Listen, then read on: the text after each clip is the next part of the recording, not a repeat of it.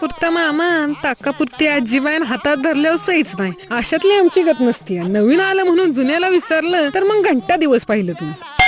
तिच्या घरात पहिली लक्ष्मी असते, तशीच आमची जुनी लक्ष्मी आता आजारी पडली होती, कारण तिचे दिवस भरत आलं होतं. मग त्यांनाच नीट करायच्या तयारीला आता आम्ही चाललो. आता विषय झालता असा की ती एवढ्या बेकार कंडिशन मध्ये होती की तिला ओढत नेल्याशिवाय पर्याय नव्हता. मग मामासाहेबांना आम्ही जरा हातभार लावला आणि छोट्या गड्याला शाळेत सोडायला गेलो. त्याला शाळेत सोडणं एक निमित्त असतं. माझ्या जुन्या आठवणींना मी एक उजाळ देत होती. आता खिशात रुपया नसला तरी उलाढाली करणं मस्त असतं. आजचा फेरफटका आधी कोशात होता. आता आधी कोशाचं काय लपड बारकं नसतं या. ती आणखीन तिथं जाताना पण आपल्याला करतं की आपल्या खिशात रुपया नाही, आणखीन ती जाणवून देते की तुमच्याकडे घंटा खिशात रुपया नाहीये. आता सकाळ सकाळी ते गारट्यानं आकडल्यामुळे तिथं काय काम झालं नाही आणि त्यांना काही असली किरकोळ कामं करायला वेळ नव्हता, कारण ती पगार फुकाटसा घेतात ना. त्याच्यामुळे मग आपण गेलो दुसऱ्या बँकेत. आता विषय झालता असा, ती होती हिथून कोसभरला. मग चालता चालता आता पुढचा प्रवास नेक्स्ट कानानं प्लॉज करा.